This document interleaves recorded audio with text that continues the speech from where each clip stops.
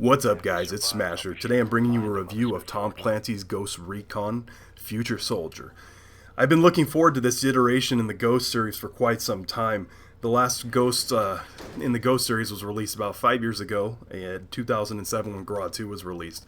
I spent a considerable amount of time playing both GRA 1 and GRA 2, and I truly like the Tom Clancy series. So just that as a baseline, let's jump on in here. Single player. The graphics are about on par for a modern shooter. Some of the backgrounds are a bit shoddy, but overall they're pretty much as good as it gets on the antiquated Xbox hardware. And I am playing on the Xbox, I know, so that just should give you a baseline for where I'm at there. The sound in this game is rather immersive. It incorporates some futuristic sounds that I thought was done pretty seamlessly. It tends to enhance the environment and the gameplay overall. The story of this game is disappointing, to say the least. It's pretty much uninspired rehash. The voice acting is terrible. The characters are cliche and typical for a modern shooter. I was really hoping that Ghost Recon would break away from the pack. I guess the allure of the modern shooter fan base was really too much for them to resist. Chasing nuke-toting terrorists while dealing with Russians bent on ending the world is a used and abused storyline, in my opinion. And again, they're just following along with the modern shooter way of dealing with things, and I'm not on for it. I was hoping they'd break away, but they didn't. So, besides the shortcomings of the story plot, it plays out seamlessly and has excellent pacing. The pacing in this game is just fantastic. There's a great balance between firefights and stealth missions, and so you get the best of both worlds, in my opinion. It does incorporate strategy and planning that has been one of the hallmarks of the Ghost series in the past. You need to come up with a plan and then execute it. You can't just go in blindly. You've got to recon a situation, try and solve the puzzle of which enemies to take out first, and then do so as a team. The user interface is absolutely polished and useful. It adds a unique dynamic to this game. I have been a big fan of this user interface so far. It's definitely a step up from what they've done in the past.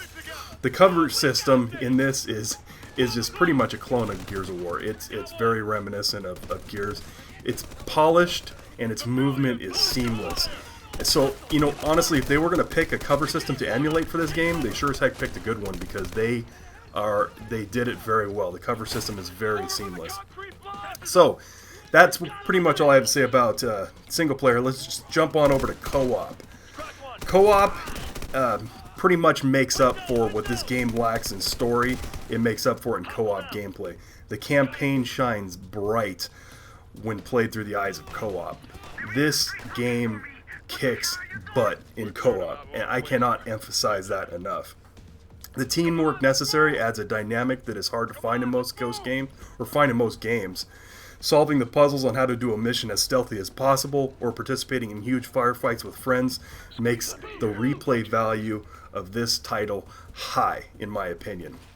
Like I said, it's a lot of fun with friends, and you doing so and playing with friends is just going to have huge replay value. Even to this day, I'll still throw in GRA 2 and even GRA 1 with some buddies and go run around for a little bit, and I think this is going to have the same kind of effect. So, co-op, in my opinion, pretty much carries this entire game. Co-op alone is worth the purchase price. So, on to multiplayer.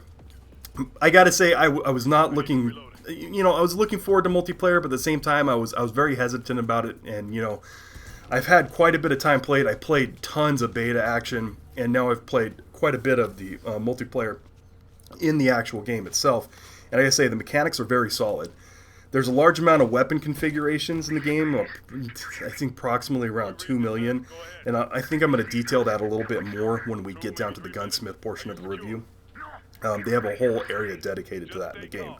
Despite having a large array of weapons, they seem to be balanced very well. And for a modern first-person shooter, balancing weapons well is a very important topic, and they seem so far to have done that very well. I don't think a lot of people have unlocked some of the higher-end stuff, which may throw the balance off a bit, but at the time of this review, it's done well. Teamwork is absolutely focused now, and that is super important.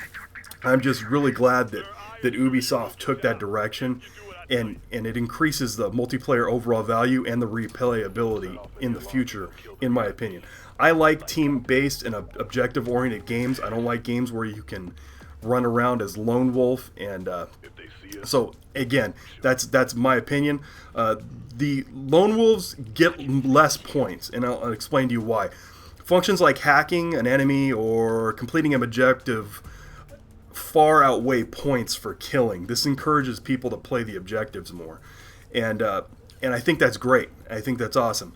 The map design is really open. It's kind of, it's not like Call of Duty where you're chucked down a tunnel and there's very defined paths. But it's not like Battlefield where it's completely open. It's kind of in between the two. It's open, and it does encourage you to take alternative paths.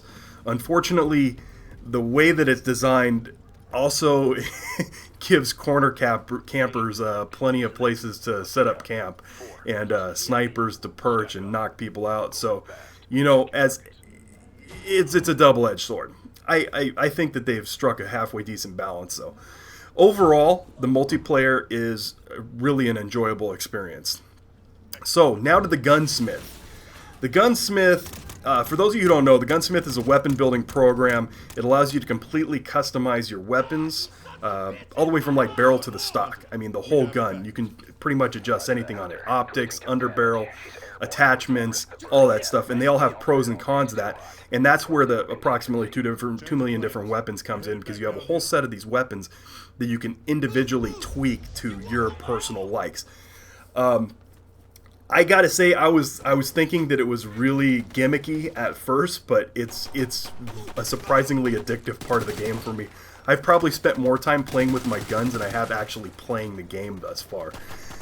It can be a bit time consuming too, because you're going to sit in there, you're going to make a tweak on a gun, and then you're going to go to the firing range, which is built right into the Gunsmith. You can just go shoot targets at random and check out your changes on the gun and see if you like it.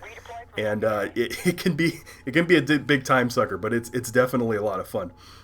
One thing that I did wish that they did was add a comparison tool for you and your friends, so you can compare what kind of setups they're running versus what kind of setups you're running.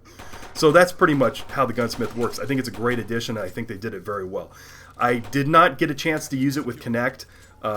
I've heard that it is Kinect enabled, but for those of you, if you're checking it out down in there, throw it down in the comments. Tell us what you think of that. I'd like to see it.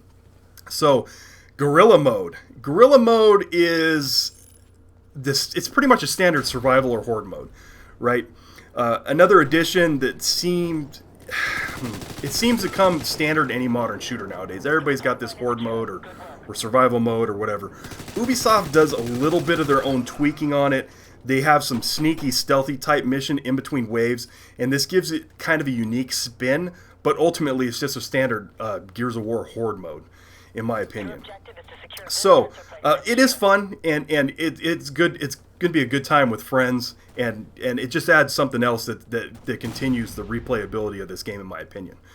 So, pretty much in conclusion here, the story for the single player is rehashed and tired.